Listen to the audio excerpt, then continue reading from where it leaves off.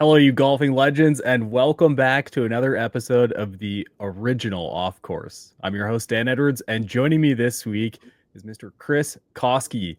We know him from GolfTec, we know him from SkyTrack, and we love having him on the show. Chris, welcome back, buddy. Dan, thank you. Pleasure as always. You are a busy man. Things change rapidly, it seems like, for you and your business. You're now the CMO at GolfTec, which is incredibly exciting. So, congrats on that. And I'd love to know how things are going in that role and the trajectory of the company, let's say, over the last year. What's changed? Yeah, so as you know, I came on as the head of marketing for SkyTrack shortly after GolfTec purchased the SkyTrack brand. And it's been a wild ride in the golf simulator space. A lot of tailwinds coming out of COVID and continuing on. And then, as of last year, was placed over both brands and really helping grow both SkyTrack and GolfTec, and really kind of the culmination of the two, bringing them together, both on a product side, on a marketing side, and just being able to add my experience where it's needed around here. It's been a lot of fun. It's an interesting time to be in this space, right? There's a lot of activity where people just can't get enough of the game. There is a lot of people coming into the game. I don't know if that's changed a lot over the last couple of years based on 2020 trajectory, but Yeah. it has to be a really fun time to be in the sort of golf data education space. I feel like is a good way of wording it. Have you seen an interesting trend or a curious trend over the last year as players evolve into a more digital game of golf? Very much so. It's really interesting. Literally minutes before I joined, I was looking at some keyword search trends over the last 8 years, and really when the COVID bump, we call it, happened, when people really started getting interesting. If you look at the term golf lessons, for instance, as a search term, a lot of people thought maybe it launched, like it really picked up at end of 2020. It wasn't until March of 21 where that like really heavy peaked interest in golf started happening, at least with that search term. And then you look at how people are interacting with golf lessons. I think the NGF published something, 64% of golfers have looked at some form of instruction on either Instagram or YouTube in some sort of short tip video format, which is altogether terrifying, but solid from an interest standpoint, which is cool. But yeah, the media landscape is changing. The age of the golfer is changing. The average age of a GolfTec consumer has gone from 52 to 42 in the last 5 years alone. And so it's just kind of this ever-changing environment. And, as we look forward to how to cater to that, we've got some pretty lofty plans that are exciting. Wow. That's a big shift. 10 years and 5 years. It's kind of wild when you think about it. Huge. Yeah. It's funny because I think 5-10 years ago, everyone thought millennials were like just out of college. But a millennial is 42 years old, 43 years old, 44 years old in many cases. And they've become a core consumer in golf. The people that the boomers maybe swore off a few years ago as not knowing anything, they are the core consumer in golf now. And, our data lines up perfectly with the NGF. The average age of the golfer in the U.S. is now 42 as well. So interesting shift in the demographics of the game as a whole. So I feel like 2020, that sort of era was you either fall in love with the game or you fall more in love with the game with people coming in versus people who are already in it. And I think a lot of folks were like, I'll play it casually. But then you and I both know what it's like to be a golfer. You start playing and you're satisfied. And then you hit that one shot and you're like, well, I want to do that every time now. So there's that sort of gap between getting into the game, getting involved in it, and just letting it fully engulf you. And I feel like that's where the golf tech side of things come in, where they're going to start looking for that deeper knowledge base, not just in their own swing, but in the overall uh, tech point of what you need to do to make a good golf swing. So I'm really Yeah. curious about this. You mentioned seeing a lot of that search feature action where they're going to see those quick hitter data Mhm. points. Golf Tech is a much different experience. You go in, it's very personable. It's you to a core, and then you trying to expand or get better with your person at Golf Tech. So two things sort of happening here, but these folks are looking for that quick answer. How do you incorporate the two? How does Golf Tech get more involved in that quick solution versus the long term solution? That's a great question. And from a marketing standpoint, we've ramped up our content team, our YouTube channel. I think we're up to 155,000 subscribers now. On Instagram, we're constantly pumping out tips. Really fascinating. We hired a young girl fresh out of college. She played lacrosse at University of Florida, so just a fantastic athlete named Lexi Ashby. And when she started here, she hadn't really played golf much, but she's so damn competitive. She had a goal to break 100. Um, I won't blow her big reveal, but over the weekend she broke it and she broke 90, and it wasn't close. Like, it was phenomenal. She came in yesterday with a scorecard, and it was just like, all right, yeah, she's there now. Nice. And so, we're pumping more content there to get people interest. And I think one of the kind of the misnomers about the golf tech business is you can cater to the lessons to however you want. So when you get in with a coach, we always start off with a swing evaluation to kind of give the coach a good benchmark or baseline for where you're at. And then it's really diving in for how you want to improve your game, what your issues are. You've seen my action, pretty good off the tee, pretty bad around the greens. That's where I would focus, most of my time with a coach. I'm lucky enough to have a number of the top instructors in Colorado and the nation that are just down the hall from me. So I can get little tips, pointers, lessons from them. But it really is about tailoring our service to your needs and using technology to do that.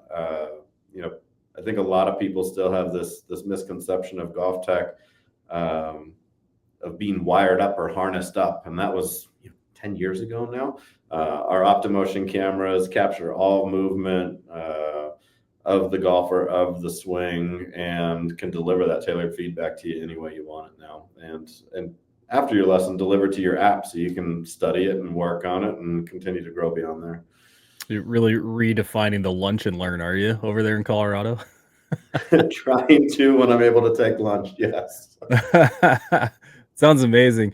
It adds into another question I have, which I think many companies suffer from. We talk a lot about the golf product space where you have to fit within a window of price, but then you also have to fit within breaking yourself either out of a mold of mediocrity or out of a mold of something that worked previously, where you have to convince people to participate regardless of what they know about your product or continue because of what they know about your product. So I think the question you mentioned, familiarity to something that maybe happened 10 years ago, 20 years ago. What is it like breaking those barriers for people who have the assumption of golf tech, of lessons, of whatever it may be to get them in there to support their game? Yeah, I mean, I think it's always a challenge with a company that's been around as long as Golf Tech has. So, Joe Ossel founded this company almost 30 years ago in the basement of Cherry Hills Country Club, saying, "I want to teach lessons with a computer." That was how it started. Like, technology is going to grow, and I want to be there. That was in 1995, and because of that, people have seen old logos or old bays, and like when I look back at some of the content from like late 90s, early 2000s that were shot here, it's like, oh my God, this is like the most archaic thing in the world. And so you have to continue to bring new people into your marketing funnel, into the game, explore different ways to get our message out there. And that's been a fun part of the challenge for me. You'll see OptoMotion integrated into a number of TV broadcasts this year, showcasing our technology on player swings.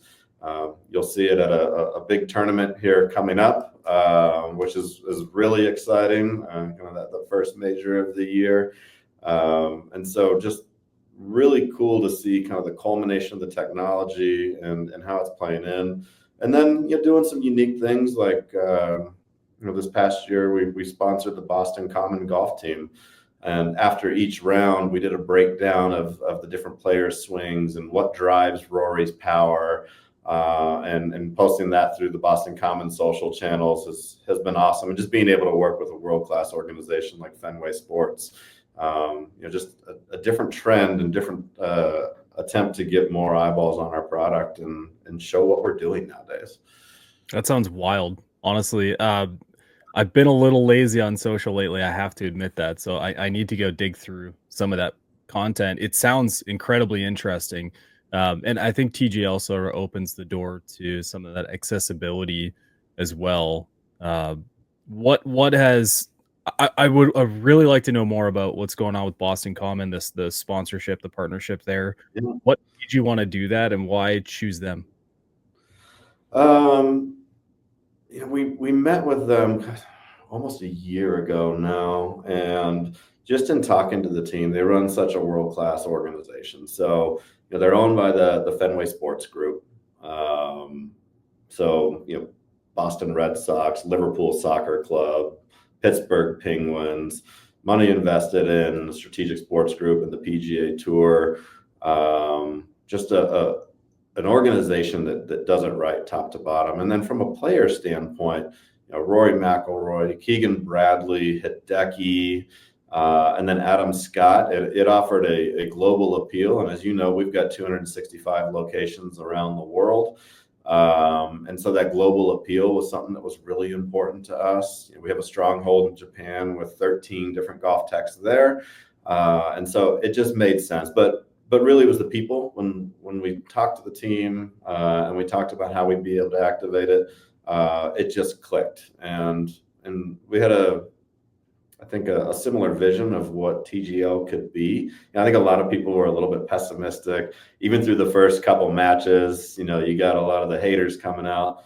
The ratings performed, and the interest in the golf sim space and indoor space has blown up. I don't think a lot of people see those numbers, but it's absolutely blown up, and we're in tune with that.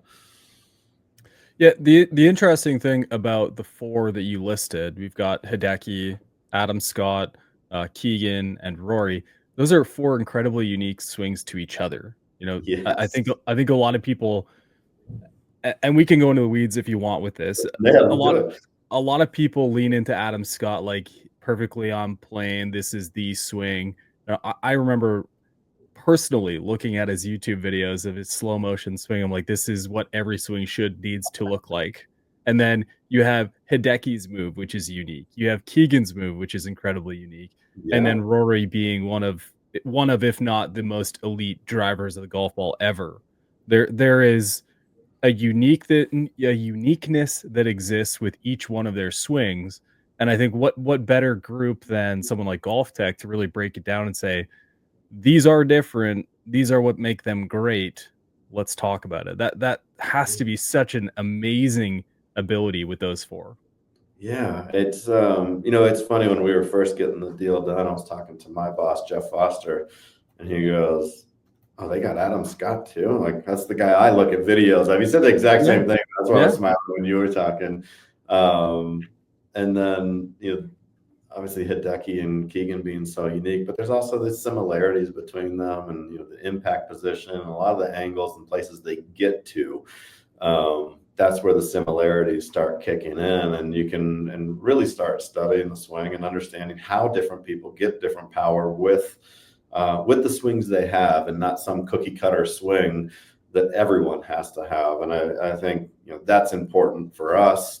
I think in our history we've taught 18.4 million lessons. That's a lot of different people that we've helped, about 2 million different golfers that we've helped.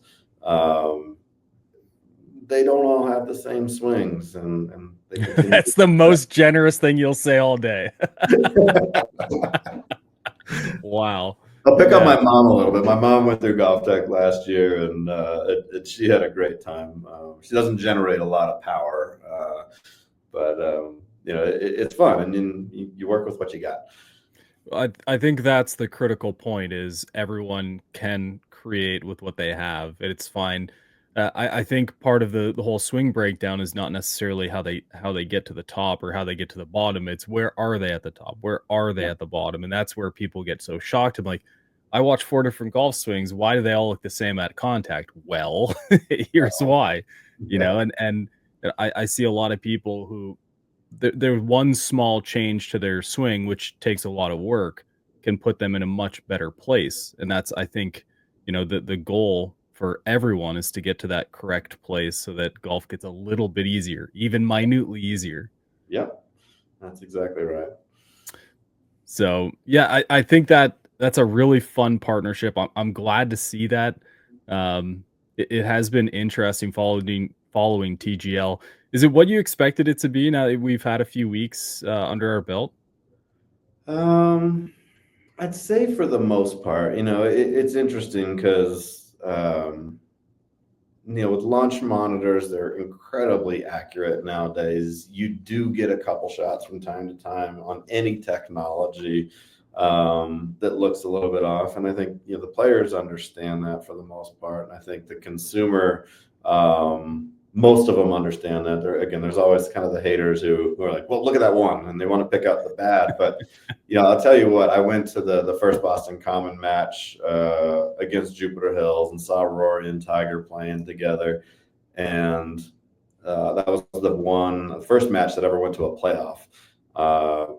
It was electric inside that building, and I think a lot of that comes through on TV, but not to the extent of actually being there. I mean, it was. I've been to a lot of sporting events in my life, and it was special. It was really cool. Um, the ratings have been good. Where I've been most impressed, selfishly, and kind of switching gears to the SkyTrack side of the business, is our web traffic is up great year over year. Sales are up. Search volume for golf simulator related terms is up over 20% versus the first quarter of last year.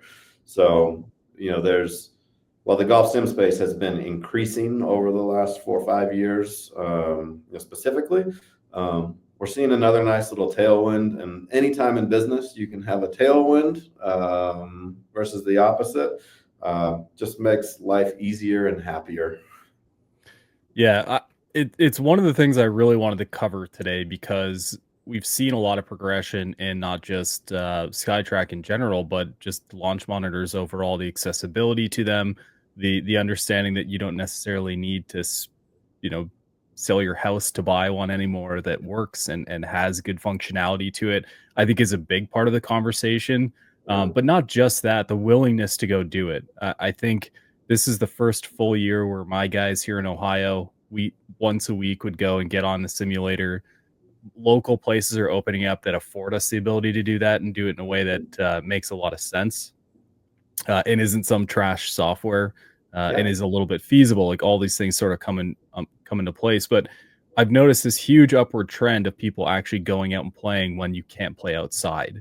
yeah, Um, James and I have talked about this a little bit, how golf is evolving into more of a social or evolving into as well as the on-course experience into a more social element where you can go and golf becomes sort of the background noise to a good time, which I think is insane and incredible. And I yeah. assume you guys don't mind riding that wave a little bit. No. But the willingness for people to go do it, I think 5 years ago, 10 years ago, people didn't look at simulator golf the way they do now. Now it seems like more opportunistic where back then it was sort of like, well, there's nothing else to do. We'll go and mess around and just to stay loose, like that kind of idea. What do you think about all that? I think you're spot on, and it's really interesting because we've got the ability to look at usage rates and how people use the SkyTrack app, and historically has been very driving range focused, and we're starting to see more people over the last 2 years diving into course play, and really playing in different way. We have, I think, to some extent revolutionized driving ranges on a simulator software. So we got all these different driving ranges where you can, learn how to hit a draw or a cut, or we have one called Accuracy Island that gives you little islands that you've got to hit that are like tour level proximity to hole at different yardages. So just challenging people in a different way. Fun ranges like Halloween and Christmas ranges where we got to blow up snowmen with our golf balls. My kid loved that over the holidays. And so it's just introducing new ways to play. I've got one in my garage, and my buddies begged to come over and play. We've got somewhat cold winters here in Denver, not as cold as most people think, but it's become this thing. When I told my wife I was going to put it in, I said, imagine all the beer that's going to get left over at our house because people are going to come over. They're going to bring a sixer or a 12er, and they're going to leave a few. I was like, this thing's going to pay for itself. Yeah, start charging them a fee to show up. That'd be great. but it's fun because it has become a social thing. When people are hopping in there, the other guys are looking at all the golf clubs that I've got in the garage alongside it, and it's just been a blast. Yeah, what used to be the biggest issue was accessibility to product, and now I think the bigger conversation is how high are your ceilings. I know I'm going through that right now personally. It's like the only thing holding me back is the ceiling height in my basement. So, Yeah. Now I'm talking about like removing floor and getting to that level. But my point is the accessibility in general has improved greatly, and the people's willingness to buy into the results that exist on these monitors, I think, has skyrocketed over the last couple of years, and it's partly due to the quality of the product. I mean, well, not partly; it's significantly due to the quality of the product. 5 years ago, you weren't trusting anything you were looking at, but now it's Yeah. like, okay, this is legit. Even 3 years ago, when I pieced together kind of my studio enclosure in the garage, I had to go to 5 different places to buy mats and projectors and all this stuff. And I'll never forget when I was interviewing for the job, I told them the story about the purchase process, and they just laughed and smiled because we were looking at acquiring a company that had a lot of those things. And we sell out of the box, out of multiple boxes, really, studio experience for $5,000. So you get your launch monitor, your studio, your mats, your putting turf, ball tray, launch monitor, everything for $5,000. And when I tell people that, the jaws hit the floor. Most people still think a simulator costs $30,000 to $50,000, and it doesn't anymore for really good technology that's Right. accurate, that's fun, that can put you on courses anywhere in the world. It's an amazing thing, and people are really gravitating towards it.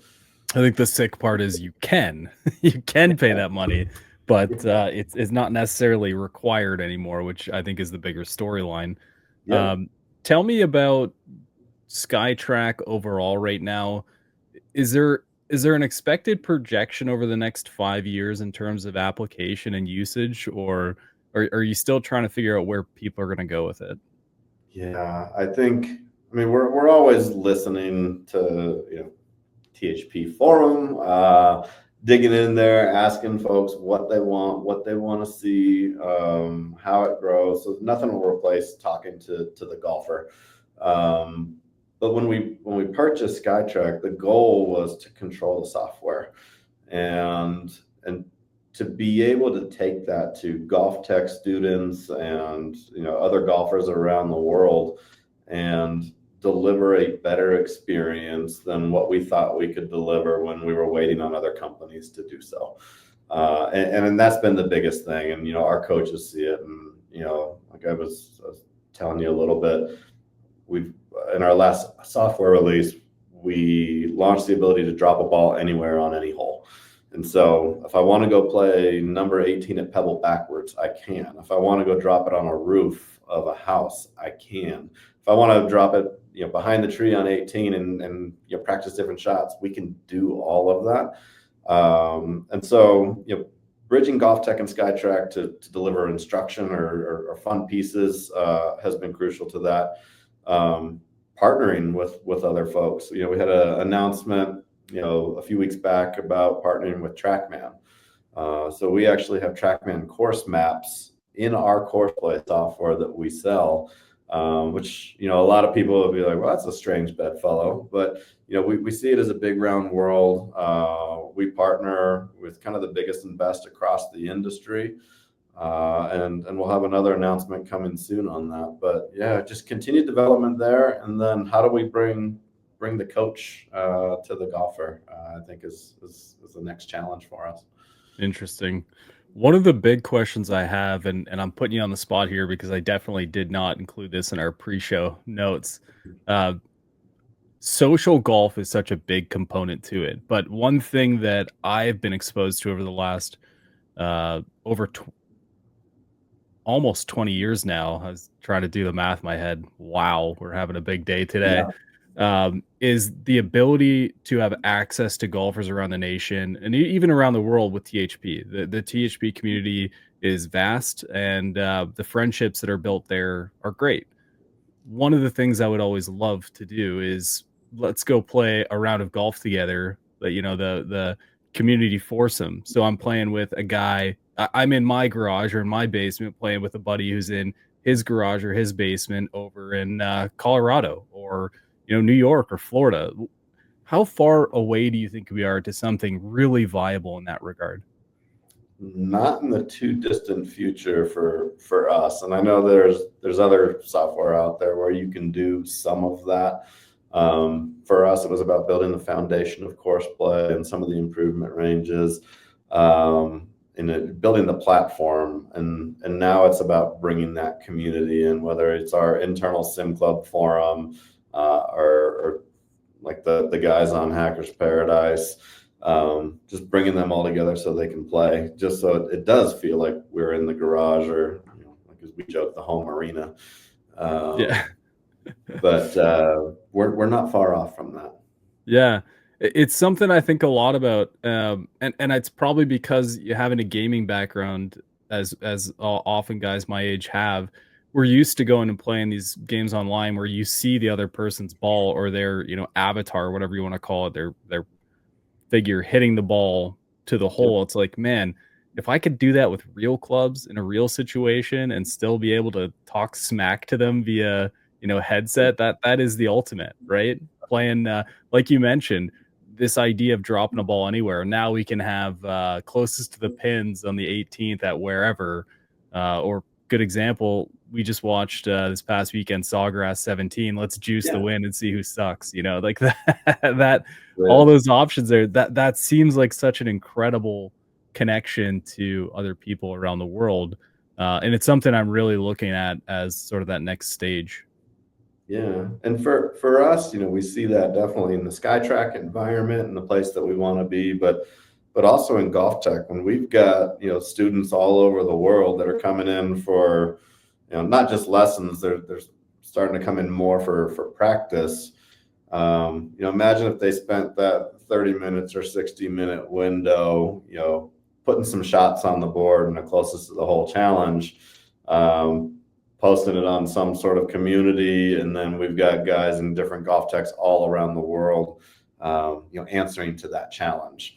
Mm. We've got pin seeker technology where people can do some competitions for money right now, and that's live in golf tech locations. So we have that you can do through a SkyTrack third-party partner. But I think the world is going to change there quickly for us. Nice. I mean, it's such a cool thought process, just how much has changed and how much will change. It seems like that's the way with technology. It goes slow for a minute and then incredibly fast, for a Yeah. while until you hit that plateau. I assume you guys are looking at this as sky's the limit type of thing. Yeah, and that's a challenge. We've been a retail services technology company for a long time, and now it's becoming more of a product and a software company on one side, and still maintaining the retail. And how do we bridge those things? So, I listen to a lot of business podcasts on my way in, to help offer some advice on how we navigate that. But it's when you have a sport like golf, and you have a passionate consumer, it helps you cut through the clutter pretty quickly to just go to the golfer. And the golfer's been so good at telling people what they want, or at least projecting what they want, even if they don't know it yet. There's so many signs of where it can go, and if we dream big, I think we can deliver it. Love that. I want to talk about the experiences coming up for you guys this year with THP. Yeah, We'll start with the Skytrack experience that's coming up. I think in June at Victoria National. I'm yeah, assuming you're pretty fired up for that. yeah. I can't wait. I went out to Victoria for the first time last year. Um, and played one of the best rounds of my life against JB in our singles match. Kind of blacked out. I didn't have the greatest year last year. I think I shot 77 in that final round of one of a lot of people say it's the hardest Fazio course in the world.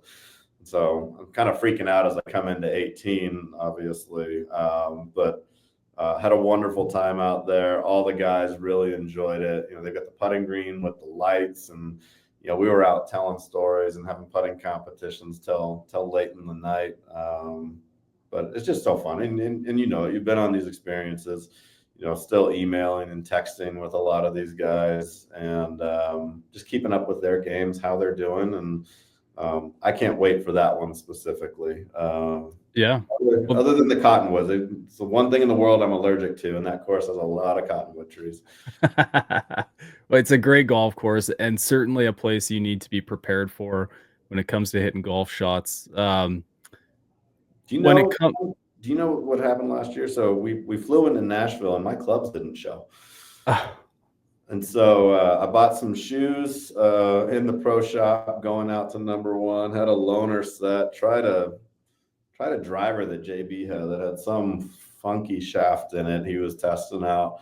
Double bogeyed the first hole. As we're finishing on one green, my clubs show up. So walk to the second tee, hit the drive of my life, make birdie, and all the guys I'm playing with are like, "Oh no, what just hit us?" that's So not an easy hole to hit driver on. no, I It's probably shouldn't have, but yeah, it's quite a curious hole.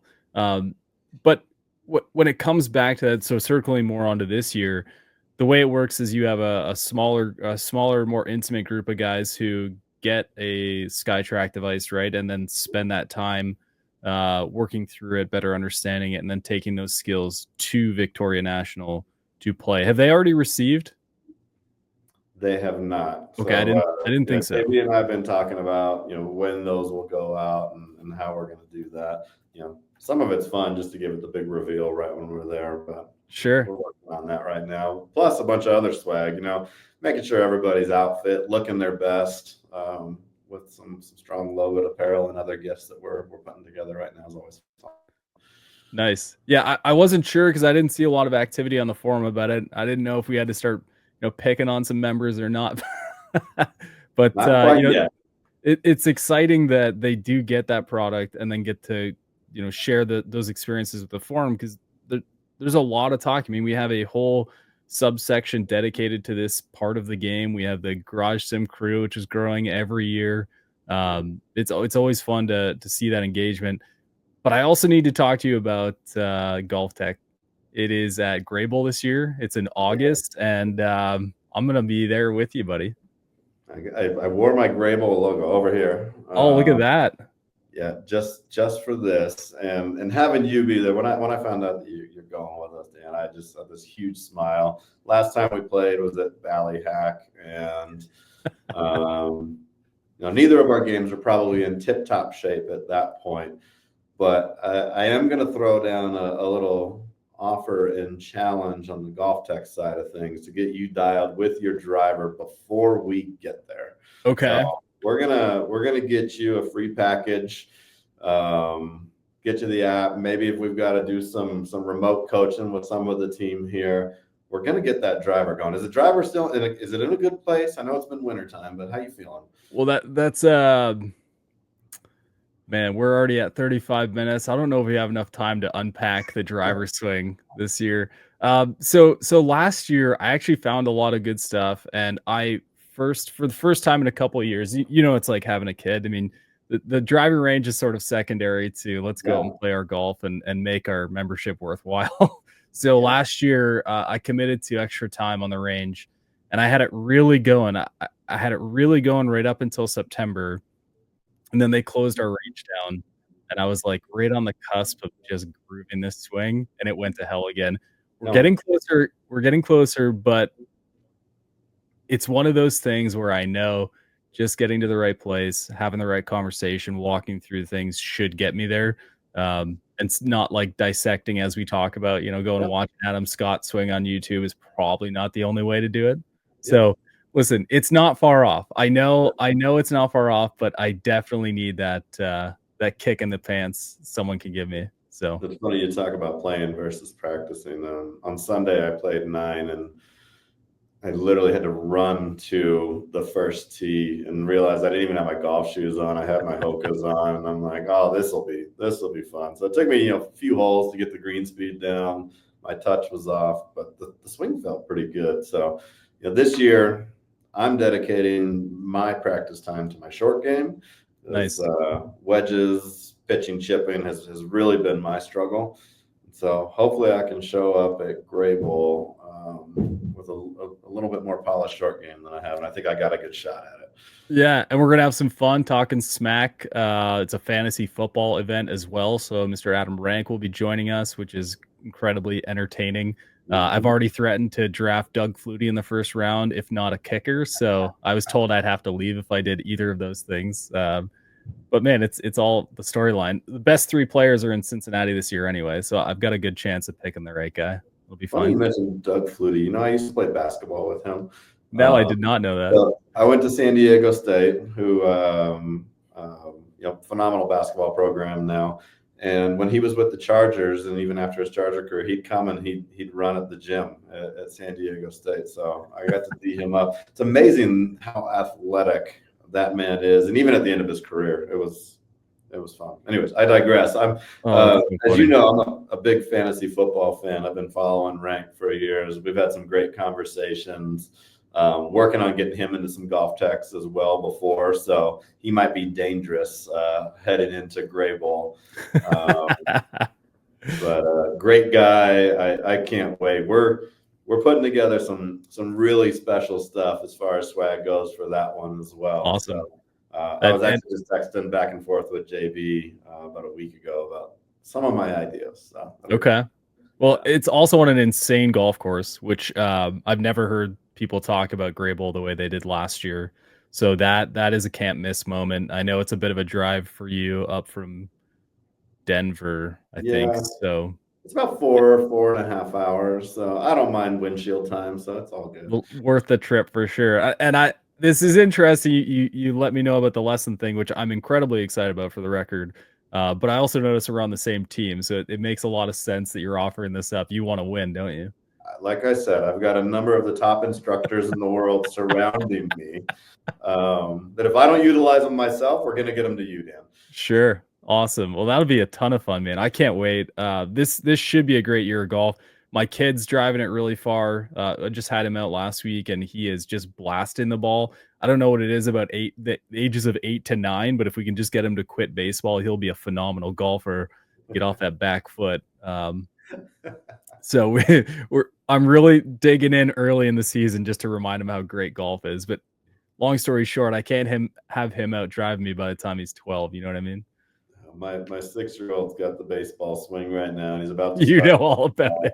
Yeah, but he loves going out to the range and hitting in the sim, and I feel like I'm on the precipice with both my kids of like more golf to come. So it's a fun time for me too. Well, it's got to be nice, and this is the one thing I'm really curious about going back to the whole Skytrack conversation is it's not just a social thing or it's not just a practice thing, it's not just a social thing for your friends. This is something my son is always asking to go to these sim sessions, we'll call it, with me, and to have that at home, it must be great. Like, hey, do you just want to go hit a few and wear them down a little bit before bedtime, that kind of thing. Like, that's got to be an incredible benefit.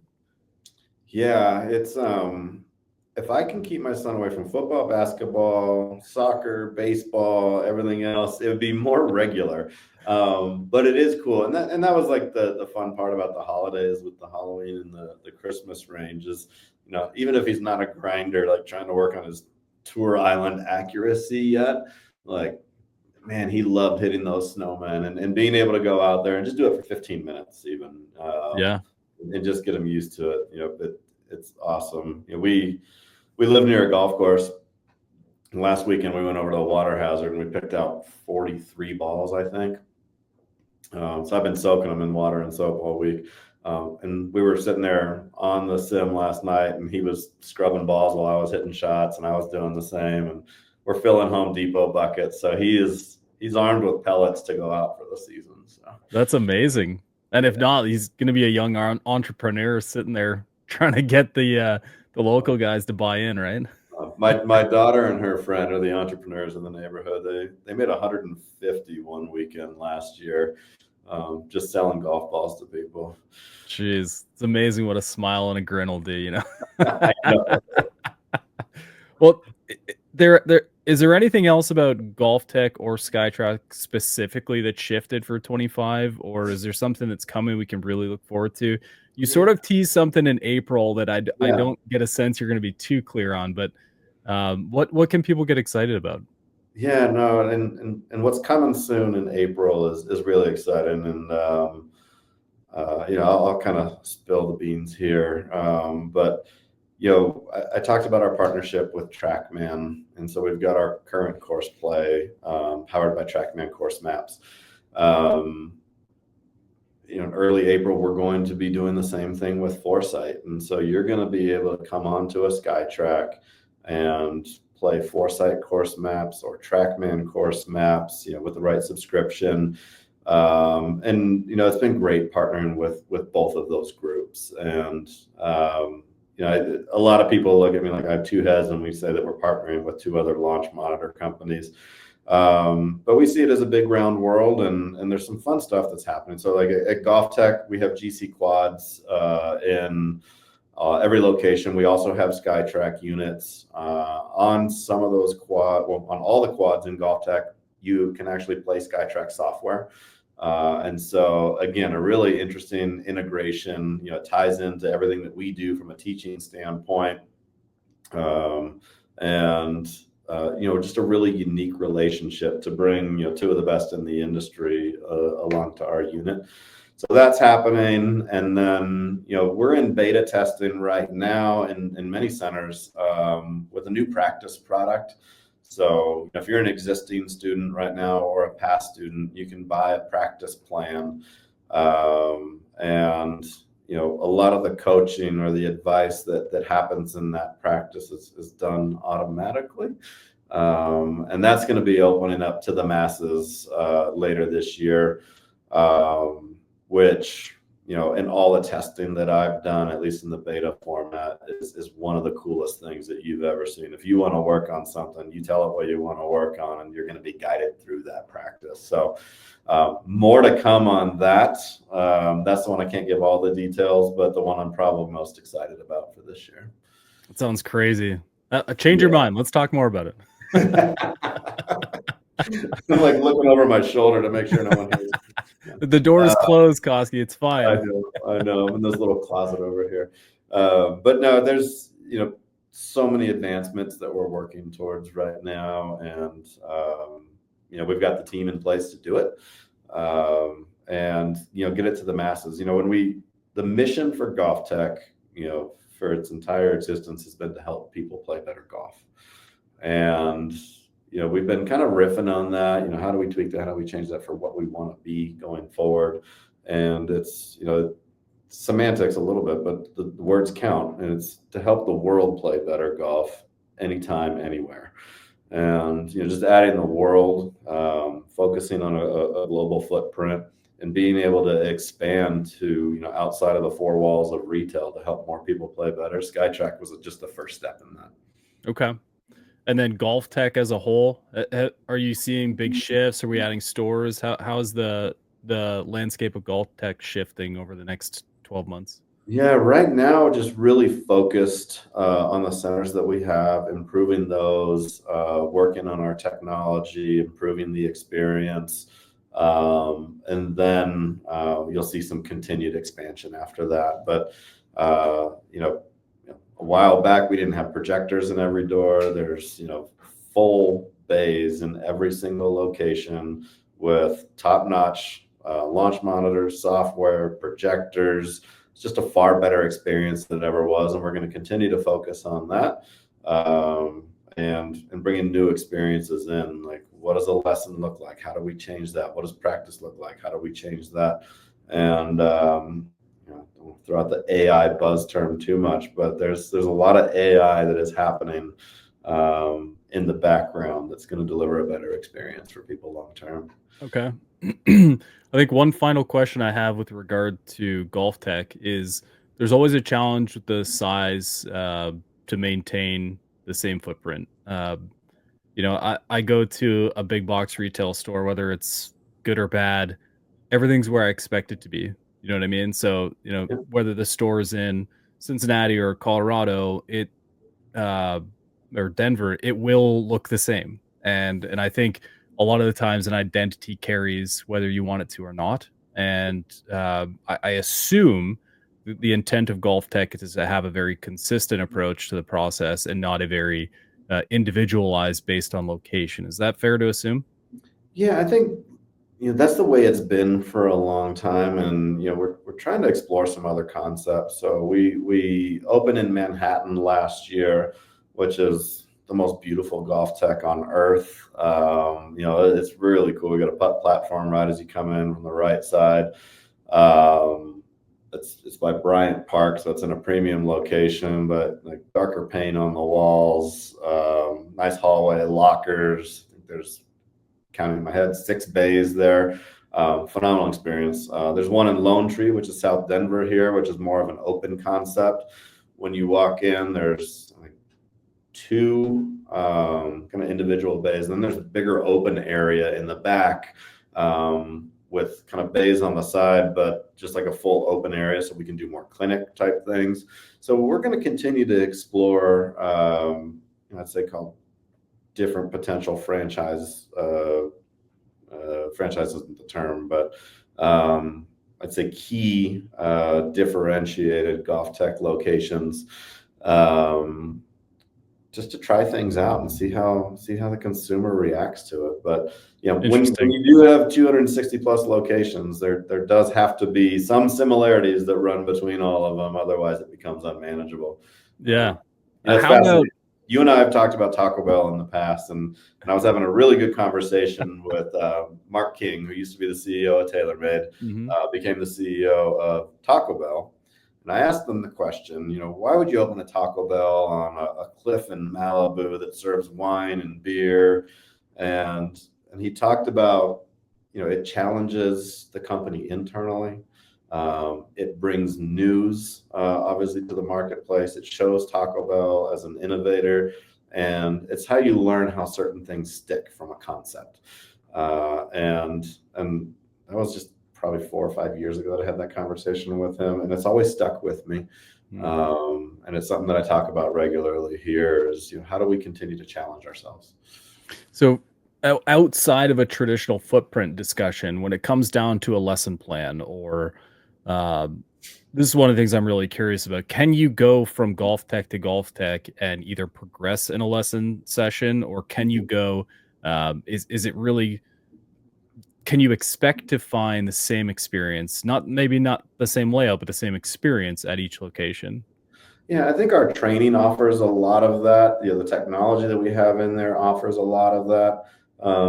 Every coach is a little bit different, and I think that's one of the good things. So, we've got a lot of students who, maybe they live in New York part of the year or down in Florida part of the year, and they'll go to multiple locations. Actually, I was on a flight with a lady who lived in the Cleveland area, and she was coming back from Florida, and she does lessons in both locations. So, you know, everything about all the notes from the coaches, all your swings are saved in there, all the analysis is happening. And so then it's just a matter of kind of getting with that coach and getting comfortable with who you've got there. But yeah, for the most part, the experience is going to be spot on location to location. Nice. Yeah. Is there an understanding at your locations that each person's different from um, maybe I'm trying to word this in a way that doesn't totally tear down people, but also respects the fact that we're all unique. Maybe one coach, it's not necessarily they're bad, it's just they don't quite get there with that certain player. I know you have a number of coaches in most locations. Is there an understanding that finding that right coach fit is like one of the key Yeah. decision makers right out of the gate? Yeah, I mean, we have studied things like psychological tests. So, if you're in an office space, you know, I'm not the most analytical person in the world. I like to be a bit creative, and I grew up in a house of engineers, and those brains don't necessarily clash. And while we can still get along, we may not understand each other the same. Even in every office place in the world, you see this, and it's no different from a coach standpoint. I always joke that one of the buddies I play golf with all the time, he needs like a Bobby Knight type coach, someone to yell at him and really get his ass in gear. Yeah. And I probably want more of like a Bobby Valentine, like players coach, to kind of really keep me going and keep me motivated and super positive. And obviously those are the two very broad ends of the spectrum. And so we're not going to Bobby Knight you unless you really ask for it. But yeah, it's fascinating how different people get along with different people in the world, and we try and foster that. You So definitely recognize that. That's good. Yeah, yeah. I've got a friend. We've joked. I've been his, um, for whatever reason, I've been his swing coach. Probably because he doesn't want to spend money on lessons, so he just leans on me instead. But he was an 18 or a 19 handicap when I first met him, and now he's fighting to stay in the 70s when he really tries. And it's amazing how much different I have to talk to him than maybe my dad or my son or even my wife. Like there's a level where he just can't hear you until you really grief him about it. Yeah. And then the second you press him like that, suddenly like it applies. Yeah. And I've always been incredibly fascinated because I feel like coaches are almost like part-time therapists, part-time psychologists. The depth of I know what a golf swing looks like is rarely enough to be a good golf coach. And I'm glad to hear that you are at least tuned into that aspect at GolfTec. So Dan, you're talking to a girls under 11 soccer coach here who there are certain girls on the team who we can yell at a little bit, and there are certain ones that it all has to be positive, and you find that group with anybody and everybody, and the best coaches, and this is how we train them, is to try and find that out from your students.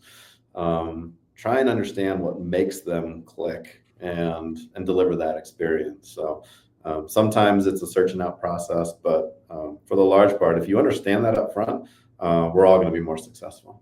nice. Final opportunity for you. I feel like one of the big components of getting to a golf tech is just doing it. Like there's Yeah. a level of that sort of breaking through point is probably the hardest part for most golfers, but you guys do offer what's called a swing evaluation, which does a lot more than just coach you right out of the gate. What could you say as sort of a final thought for people to really get them to try golf tech for the first time? Yeah, I've seen all the research. Getting fit can be intimidating for people. Getting a lesson can be intimidating for people. But when you actually take that first step to getting your swing on video and analyze with OptoMotion and talking to a coach, realizing you're doing it in a private bay and not everybody's watching you on a driving range, like you're not at your club and all your buddies are watching you get a lesson. Um, there's this magic that can happen, and so you just go in, you experience it for the first time, and I think it blows people's minds. And we've seen it. Fascinating stat: over 30% of our students are members at private clubs. Now, those private clubs, they've got access to teachers and good instruction, really good instruction in many cases. But a lot of the times they like to do it in that private setting with technology that lets them really learn kind of how they want to do it. So, first step's just going in, take a look at it, watch your swing, and it'll blow you away what you're going to see. Cool. It's fun, buddy. I can't wait to see you in August. I I know know. the months will chip away quickly as the golf season often does. I'm super excited to get involved in this Golf Tech experience. And I appreciate you for looking out for me as a fellow teammate on Team Koski. So very, very thoughtful. We're gonna Um, get you dialed in. We're gonna take this one home. I didn't finish strong last year, so it's a prove it year for me. Yeah, we're gonna do damage is all I'm saying. Enjoy Skytrack. I can't wait to follow along with it. Victoria National is always an absolute bear to follow along and watch people play through. So that's gonna be super fun. We'll get to see how badly these guys need to go back and use their units to get better once they're done there. For sure. But please enjoy that. And just a little call to action out there for everyone. If you've never experienced a golf tech, I now will be saying this. I will try it. I'm not. I'm mortified at the idea, but I am incredibly willing to kill this sort of like 3-year driver disaster that's been going on. I plan to put the time in this year. I really hope you go give it a shot for yourself. Check it out.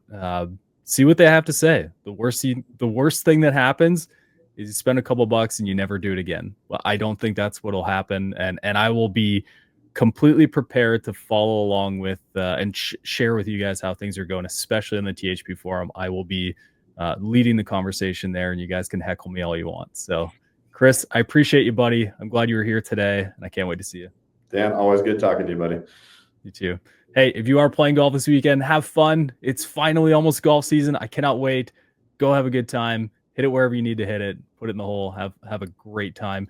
If your buddy's playing and he's not playing great, tell him he's decent at golf. He probably needs to hear it. Now it's time to send it over to Don Brown for this week's Shaft Education, brought to you by True Temper. Hey everybody, class is in session. Professor Brown here at Shaft University. This week's question is about Project X Red. It's a new addition to the lineup. The question is about how that fits in the lineup and will there be additions. So obviously you guys know all about the original Project X with the blue label. Some of the best players in the world use that shaft. Guys tend to be very aggressive, strong tempos. But that doesn't always fit for a lot of our amateur golfers. And so Project X Red is designed for more of our amateur golfers, somebody looking for lighter weights, a little more ball flight, higher spin, higher trajectory, and also a little bit lighter. So if you're looking at the 6.0, we've gone from 120 grams in the Project X Blue to 110 grams in the Project X Red, about a half a degree of launch and up to 1,000 RPM more spin. So I just started playing them right now, had my first round with them last weekend. They are awesome. I think you guys are gonna really like them, especially if you've played Project X before, but you feel like you need a little bit more launch and spin. This is gonna be a great option for you guys. As it comes to additional adding to the line later on, who knows? We'll see how the success of this goes. We've seen on tour a lot right now, a lot of guys really liking this in a driving iron. So I definitely could see us maybe adding some driving iron specific product down the road. Talk to you guys next week.